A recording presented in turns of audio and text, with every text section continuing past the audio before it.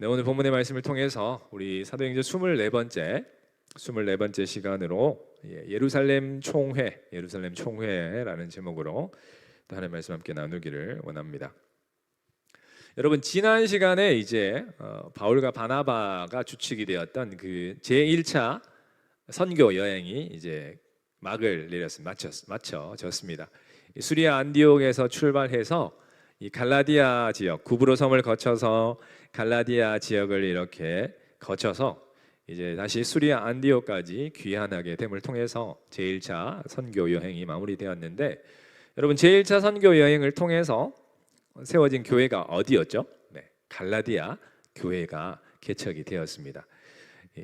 이제는 이제 예루살렘 교회와 그리고 수리아 안디옥의 교회 그리고 갈라디아 교회, 이렇게 교회가 개척되었다라고 보시면 되는데, 어쨌든 이제 바울과 바나바가 이 갈라디아 지역의 교회를 개척하고 이제 다시금 그 파송을 받았던 수리아 안디옥으로 돌아왔는데 그곳에서 또한 이 선교의 많은 현장 가운데서 있었던 그런 다툼들이 또 이제 그곳에서 일어났다라고 성경은 말씀을 하고 있는 것이죠. 그러니까 유대에서부터 이제 내려온 사람들이 구원을 어떻게 받느냐에 대한 그 질문으로, 이제 그들이 생각하는 것은 그것이 옳은 것인데, 성경에 비추어 봤을 때는 그들은 복음에다 뭔가를 더 더해서 이제 구원의 조건을 말을 하고 있었다라는 것입니다. 그래서 결론적으로 오늘 이 예루살렘 총회를 통해서 결론적으로 구원은 결국 어떻게 받게 되어지느냐, 들어가면서 우리가 볼 말은 결국 오직 은혜에 의한 구원이다라는 것이죠. 우리 하나님의 전적인 은혜로 우리가 예수 그리스도를 믿음으로 구원받는 것, 그것이 바로 성경이 우리에게 말씀하시는 절대적인 진리라는 것이죠. 구원은 다른 것으로 받을 수 있는 것이 아니라 오직 한 길, 예수 그리스도를 믿음으로 은혜에 의해 우리가 구원을 받게 된다라는 이 사실을 다시금 오늘 예루살렘 이 총회를 통해서 우리에게 한 번 더 떠올리고 우리 마음에 다시금 그 사실을, 그 진리를 새기는 귀한 은혜의 시간 되시기를 주님의 이름으로 축원합니다.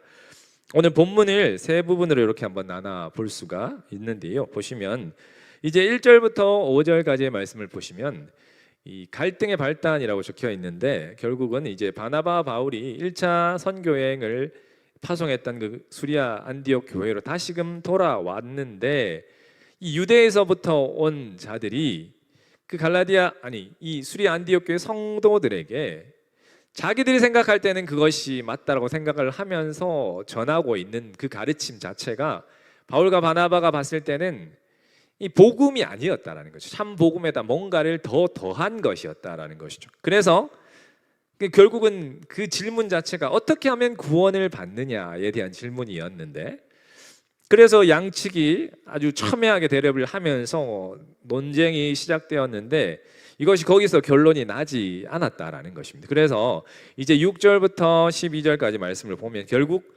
이 질문에 대한 명확한 답변을 얻기 위해서, 그리고 그것이 이 전 교회 가운데 공통적인 진리로 자리 잡게 하기 위해서 이제 예루살렘 지역으로 바울과 바나바와 그 수리아 안디옥 교회의 성도들 몇이 이렇게 함께 예루살렘으로 내려가서 거기서 이제 회의가 이루어지는데, 그 회의석상에서 베드로가 증언을 하게 되는 것입니다. 근데 베드로가 어떤 사건을 다시금 증언을 하느냐 하면, 바로 어떻게 보면 첫 이방인 선교의 문이 이제 열려졌다고 할 수 있는 그 고넬료 가정에서 베드로가 복음을 전했을 때 그 가정 가운데 어떠한 일이 있었는지를 베드로가 이 예루살렘 총회 석상에서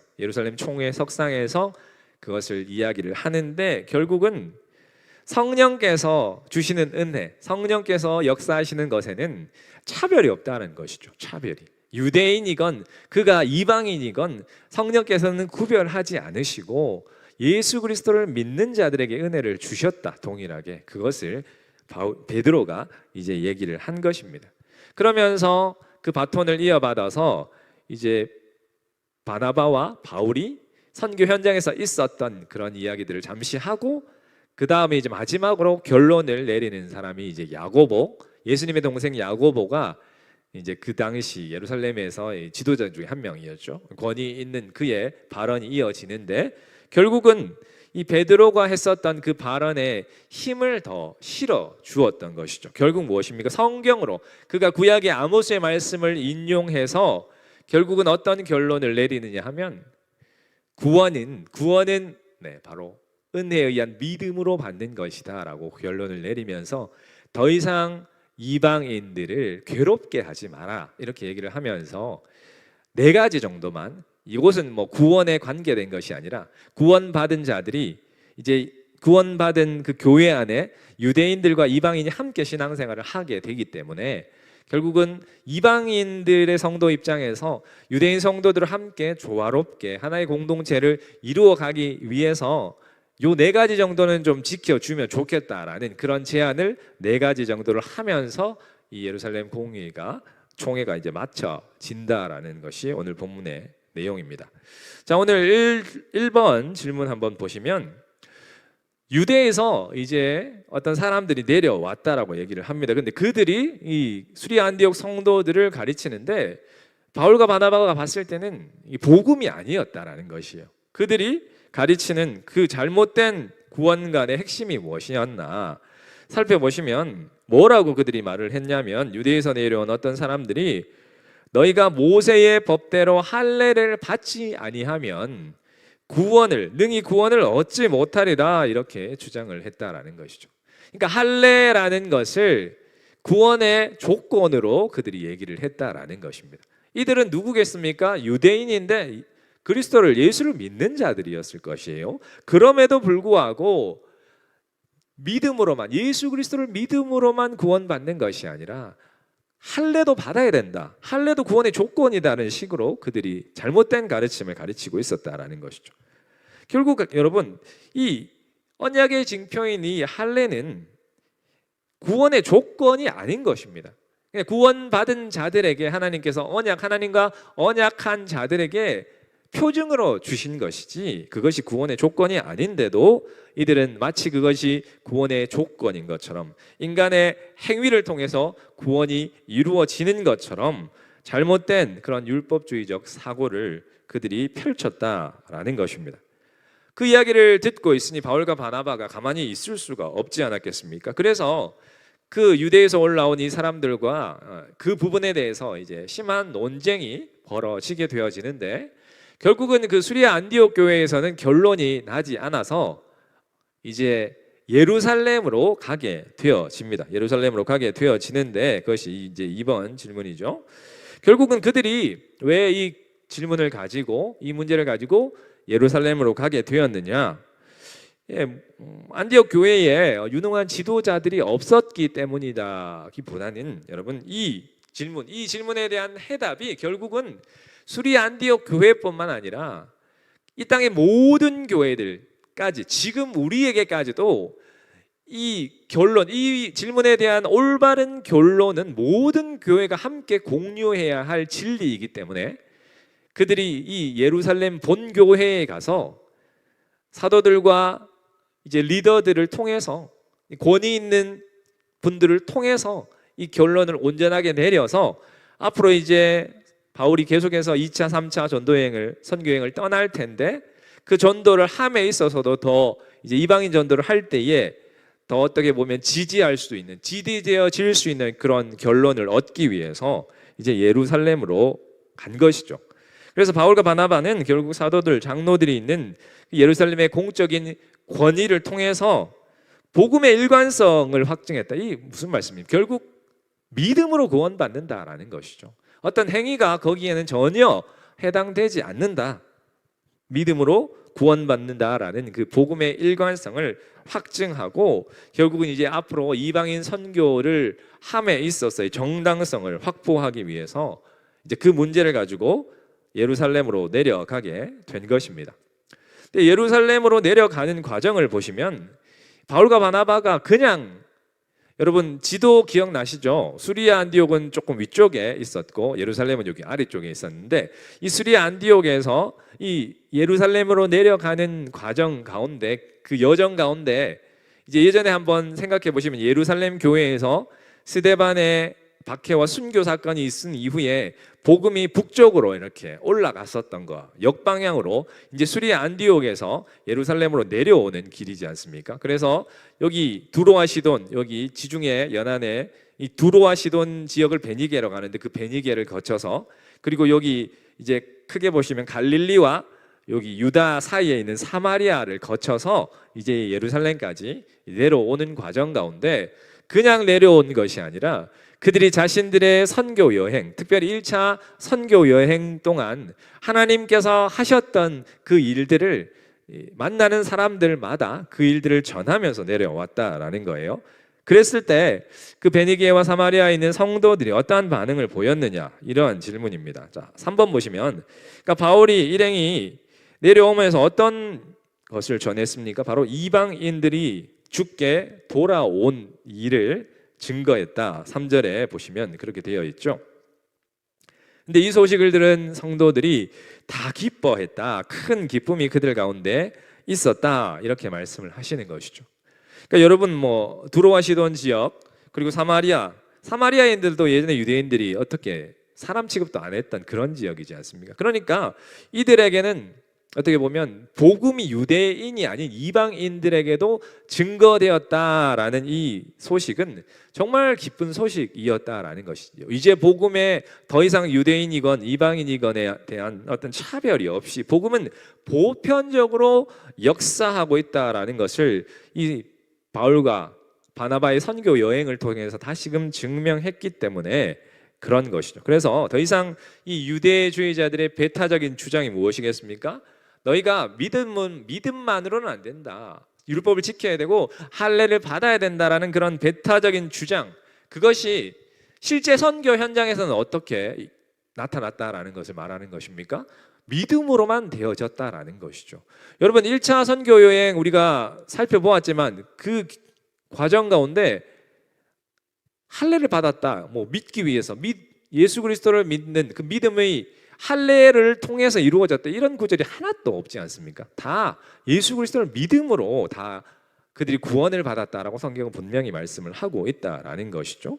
그래서 이 유대인들의 이 주장은 자신들의 어떤 선민의식에서 비롯된, 특권의식에서 비롯된 배타적인 주장이다라는 것이고, 그것은 복음이 아니다라는 것이죠. 그래서 그 이야기들을 할 때 이 성도들이 기쁨이 있었다라는 것입니다. 그래서 이제 바울과 바나바가 예루살렘에 도착을 했는데, 도착을 해보니 여기도 여전히 어떤 사람들이 있었습니까? 바리새파 출신의 신자들이 있었는데 그들이 동일한 주장을 하는 거예요. 수리 안디옥에 왔었던 그 유대인들처럼 동일한 주장을 하는 것이죠. 뭐라고 주장을 합니까? 이방인에게 할례를 주고 모세의 율법을 지키라 명하는 것이 마땅하다, 이런 주장을 또 하고 있는 것입니다. 여전히 참 이 유대인들의 특권 의식에서 나온 이런 주장들이 계속 되어지고 있는 것이죠. 특별히 갈라디아서 2장 1절 3절에 보시면 이 바울과 함께 동행했던 이 디도라는 사람이 헬라인이지 않습니까? 그래서 이 디도를 직접적으로 타겟팅해서 이러한 주장을 했을 가능성도 크다라고 보여지는데, 어쨌든 그러니까 이 유대인 신자들이죠. 유대인 신자들이 뭐 노파심이라 할 수 있을 것인데, 결국은 교회들이 이제 이방인 교회들이 생겨나게 되고 이방인 성도들이 생겨나고 늘어나다 보니 어떻습니까? 교회의 어떤 도덕적 기준이 약화될 것을 우려해서 그들이 자신들의 어떤 규제를 통해서, 자신들의 어떤 의식을 통해서 그 백성들, 그 이방인 성도들의 그들의 삶을, 도덕적인 어떤 그 기준을 통제하려고 했다라는 것이에요. 하나님도 하시지 않고 성령님도 하시지 않는 일을 이 성도들, 유대인 성도들이 하려고 했다라는 것입니다. 그래서 할례를 받아야 되고 율법을 지켜야 된다는 말을 그들이 했다라는 것이에요. 바로 이러한 주장을 하는 그 유대인 성도들을 대상으로, 그들 앞에서 지금 베드로가 이제 본격적으로 발언을 하기 시작하는데요. 지금 베드로가 7절 8절에서 그 발언을 하는데, 하나님께서 이방인들을 선택하셨음을 무엇을 통해 증명을 하는가? 결국 베드로가 여기서 이야기를 하는 그 사건이 어떤 사건이었습니까? 바로 고넬료의 가정 가운데 베드로가 복음을 증거할 때 그 가정 가운데 어떠한 일들이 있었는지에 대한 것들을 증거를 하고 있는 것이죠. 보시면 베드로는 하나님께서 유대인에게와 같이 이방인에게도 동일하게 성령을 주어 증거하셨음을 강조하고 있는 것이죠. 깜짝 놀랐었죠. 그때 베드로와 함께 이방인의 가정인 고넬료 가정에 방문했었던 유대인들이 자신들에게 내렸던 그 성령이 이방인들에게도 베드로가 말씀을 전할 때 임하는 것을 보고는 깜짝 놀랐지 않습니까? 근데 더 이상 그것을 이제는 부인할 수가 없는 것이죠. 왜요? 성령께서 그들에게 은혜를 주시고 그들이 예수 그리스도를 믿도록 하셨기 때문에 그런 것입니다. 그러니까 결국은 여러분, 이 구원의 주권은 어떤 인간에게 있는 것이 아니다라는 것이죠. 하나님께서 그들의 마음을 보시고 구원받을 자들에게 성령을 부어 주신다라는 것이죠. 바로 그 이야기를 지금 베드로가 이 유대인 성도들 앞에서 하고 있는 것입니다. 그러면서 6번에 보시면 계속해서 베드로가 말하기를 유대인과 이방인 사이에 공통적으로 그들의 마음을 깨끗하게 한 수단은 무엇이었느냐? 결국 하나님은 오직 믿음으로 그들의 마음을 깨끗하게 하셨다, 이렇게 말씀을 하는 것이죠. 그리고 베드로는 하나님께서 믿음 앞에서 유대인과 이방인을 조금 더 차별하지 않으셨다라는 것을 말씀하고 있고, 영적으로 정결한 근거는 결코 할례를 받았느냐 율법을 지켰느냐의 문제가 아니라 그런 육체적인 어떤 의식, 어떤 행위에 달려있지 않다라고 베드로가 다시금 이야기를 하고 있는 것입니다. 그러면서 7번 질문 보시면 베드로는 율법을 강요하는 행위, 그러니까 10절에 보시면, 그러니까 구원받기 위해서 할례를 받아야 되고 구원받기 위해서 율법을 지켜야 된다라고 말을 하는 그 사람들에게 베드로가 뭐라고 얘기를 했습니까? 어찌하여 너희가 하나님을 시험하느냐, 이렇게 얘기를 했다라는 것이죠. 그러니까 이 의미가 뭐냐라는 것이에요. 결국은 이 유대인 성도들에게 베드로가 이렇게 얘기를 하는 것이죠. 조상들도 지키지 못한 그 율법의 멍에를 왜 이방인 성도들에게 지우려고 하느냐 하는 것이죠. 여러분, 율법이 하나님께서 그 율법을 온전하게 다 지키라고 주신 것이 아니다라는 것이죠. 구원받은 백성들에게 하나님의 백성답게 살게 하시기 위한 그 규범으로 주신 것이고, 그 율법을 통해서 내가 이런 부분에서 하나님 앞에서 온전한 의인이 없다라는 것, 그것을 깨닫게 하시기 위해서, 우리가 죄인이라는 걸 깨닫게 하시기 위해서 주신 것이 율법이지, 그런 것들 자신들도 온전하게 다 지키지 못하면서 그러한 멍해를 이방인들에게 지우려고 했다 하는 것, 그것은 어떤 의미가 있습니까? 바로 메시아를 통해서 인류에게 주신 그 구원의 약속을 그들이 믿지 못하는 행위라는 것이죠. 하나님께서는 믿음으로 말미암아 구원을 주시겠다라고 말씀을 하셨는데 그들이 거기에다가 할례도 받아야 되고 율법도 지켜야 된다라는 것을 더 덧붙인 것이었다라는 것이죠. 그러면 그 예수 그리스도 하나님께서 주시는 그 구원을 온전히 신뢰하지 못한 행위였다라는 의미인 것이죠. 그래서 베드로는 어떻게 하면 구원을 받는다라고 말씀합니까? 결국은 주 예수의 은혜로 구원을 받는다. 주 예수의 은혜로 구원을 받는 것에다가 뭔가를 더 덧붙이는 것, 율법을 지켜야 되고 할례를 받아야 된다라고 덧붙이는 것은 결국 어떤 의미가 있다라는 것입니까?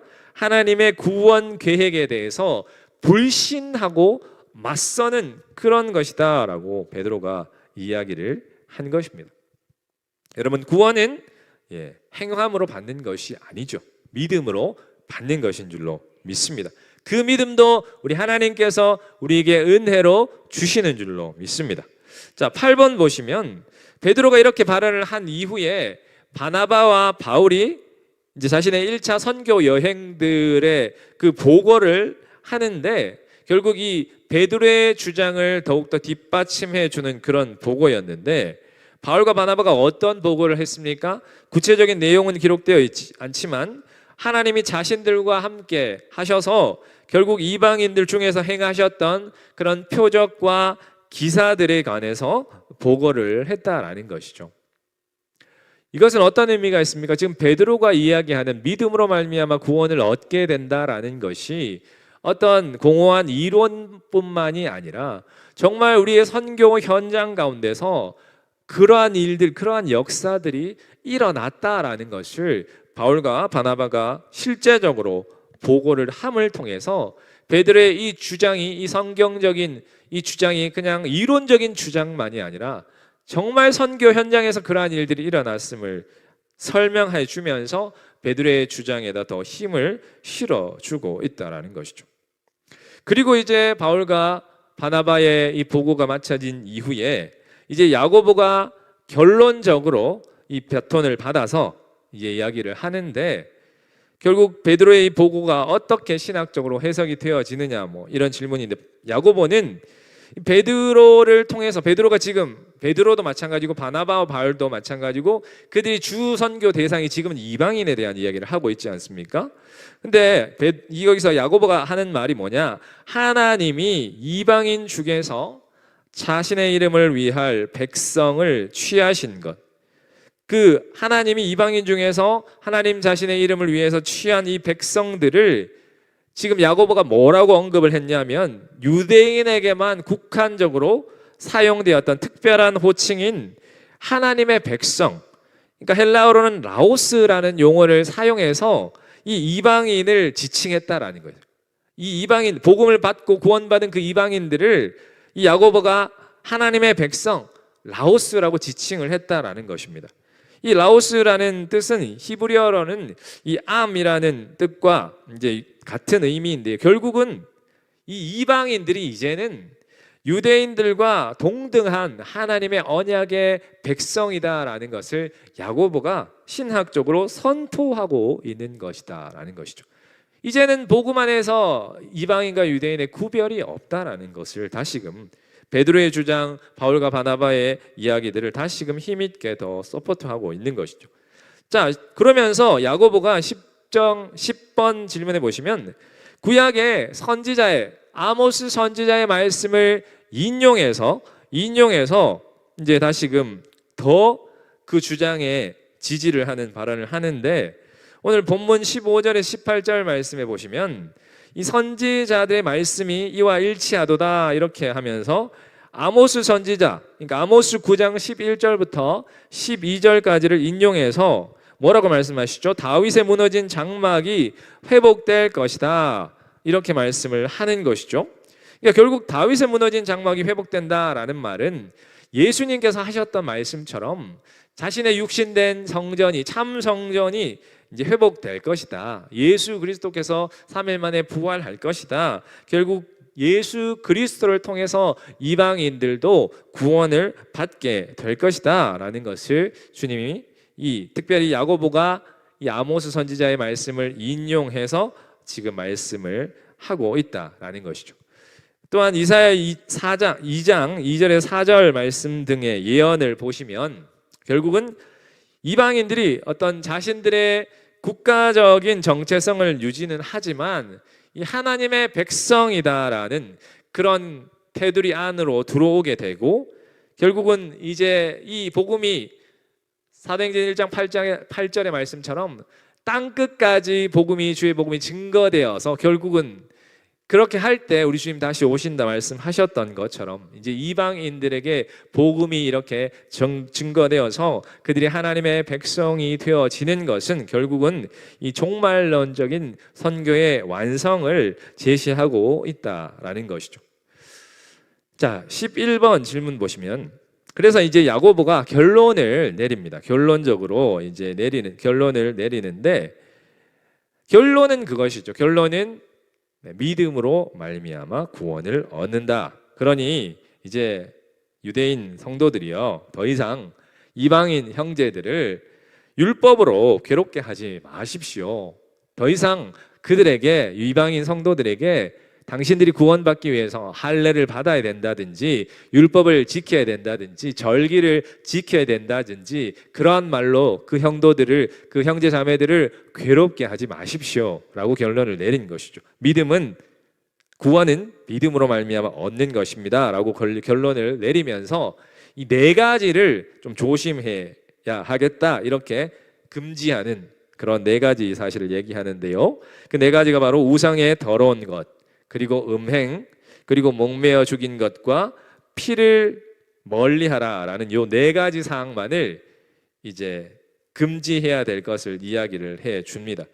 결국 여러분 이것은 뭐 구원과는 관련이 없는 것입니다. 구원받은 백성들이 특별히 지금 교회 안에 이방인 성도들과 유대인 성도들이 함께 있기 때문에 이방인 성도들의 입장에서 아까 말씀드렸던 것처럼 유대인 성도들이 이방인들이 이제 교회 안으로 많이 들어옴을 통해서 자신들이 생각하는 어떤 도덕적인 그 기준이 약화될 것에 대한 우려감이 있었다고 말씀을 드렸지 않습니까? 그런 차원에서 이제 이방인 성도들에게 함께 유대인 성도들과 함께 신앙생활을 하기 위해서 이 정도는 조금 함께 지켜줌을 통해서 하나된 공동체를 이루자. 그러니까 이방인 성도들이요 유대인 성도들에 대한 배려로서 하나 되기 위해서 함께 코이노니아를 하기 위해서 이것 정도는 좀 지켜주십시오 하는 그런 기준으로 요 네 가지를 이제 좀 금기해 줄 것을 야고보가 요청을 한 것이죠. 그리고 마지막으로 12번 질문해 보시면 야고보가 이방인들에게 특정 규범을 지키라고 권고한 배경은 무엇입니까? 21절에 보면 이는 동일한 것이죠. 각성에서 모세의 글을 읽는 자들이 있음을 고려한 조치다. 결국은 무엇입니까? 이제 구원의 조건으로서 율법을 지킴으로 구원을 받는 것은 아니지만 그래도 유대인 성도들과의 어떤 원만한 교제와 화합을 위해서 그러니까 좀 양보하고 사랑하는 그 마음으로 실천 사항을 준 것이다라는 것이에요. 복음은 타협할 수 없죠. 믿음으로 구원받는다라는 그 진리는 타협할 수 없지만 이런 규제와 이런 상황들은 조금 더 유도리 있게 이제 유대인과 이방인들이 함께 하나의 공동체를 이루어 가기 위해서 서로가 형제를 배려하는 그런 마음으로 성숙한 공동체를 이루어 가기 위해서 그런 것들을 금지해 줄 것을 얘기를 한 것입니다. 그래서 이제 이렇게 예루살렘 총회가 마쳐지고 오늘 이후에 이제 다음 주에 보시면 이제 바나바와 바울이 이런 결론적인 여기서 아까 보시면 20절 보시면 그 금기사항 네 가지를 이제 편지에 이제 옮겨 적어서 어떻게 보면 공문서와 같은 것이죠. 그것을 가지고 이제 다음 시간 함께 살펴볼 것인데 이 바나바와 바울과 또 함께 이 실라라는 사람이 이제 수리 안디옥 교회로 다시 올라가게 되어집니다. 이제 그분들이 결국 이제 제2차 선교 여행의 이제 멤버들이 되는데 이제 이렇게 오늘 본문에서 예루살렘 총회가 마쳐짐을 통해서 또 우리에게 주시는 교훈은 무엇이냐 하면 결국은 구원은 하나님 주시는 은혜에 의해서 믿음으로 말미암아 우리가 구원받는다라는 것 이거는 절대적인 진리라는 것이죠. 더 이상 이것에 뭔가를 더하거나 빼서는 안 되는 이 절대적인 진리를 우리가 반드시 기억하고 이 진리에는 결코 타협할 수 없다라는 것을 우리가 기억해야 할 것입니다. 그리고 두 번째는 계속해서 말씀드리지만 성령께서는 차별함이 없으시다라는 것이죠. 유대인이건 이방인이건 뭐 피부색이 어떻건 그의 문화적인 배경이 어떻건 그의 연령, 그의 나이, 성별에 관계없이 예수 그리스도를 믿는 자들에게 성령께서 임하시고 은혜를 주시고 그에게 구원받게 하신다. 그러니까 우리도 마찬가지다라는 것입니다. 우리의 어떤 개인적인 어떤 생각으로 인해서 저 사람은 복음을 전해도 받지 않을 것이다라는 어떤 그런 선입견을 다 내려놓고 누구에게든지 복음은 필요하다. 누구든지 예수 그리스도가 필요하고 누구든지 예수 그리스도를 만나서 구원받아야 한다라는 그런 열린 마음이 우리에게도 있어야 된다라는 것을 오늘 본문의 말씀에 주고 있습니다. 그리고 세 번째는 우리가 진리 안에서의 화합과 배려. 우리가 진리에 대해서는 타협할 수 없지만 우리가 믿음으로 구원받는다라는 것은 결코 타협할 수 없지만 그 진리가 아니라면 서로가 마음을 맞추어 가기 위해서는 서로가 서로를 배려하고 양보해서 하나된 공동체를 이루어 가야 한다라는 것을 오늘 성경은 우리에게 말씀해 주고 있습니다. 여러분 주님의 몸된 교회를 이렇게 이루어 가고 특별히 복음이 이방인들에게도 전해지는 그런 놀라운 선교의 현장 가운데 하나님께서 귀한 사역자들을 사용하셨습니다. 오늘도 우리 하나님께서 성령으로 우리 가운데 역사하시는 줄로 믿습니다. 저와 여러분들을 통해서도 우리 하나님께서 하실 일들을 기대하며 또한 믿음으로 승리하시는 또 저와 여러분들 다 되시기를 주님의 이름으로 축원합니다.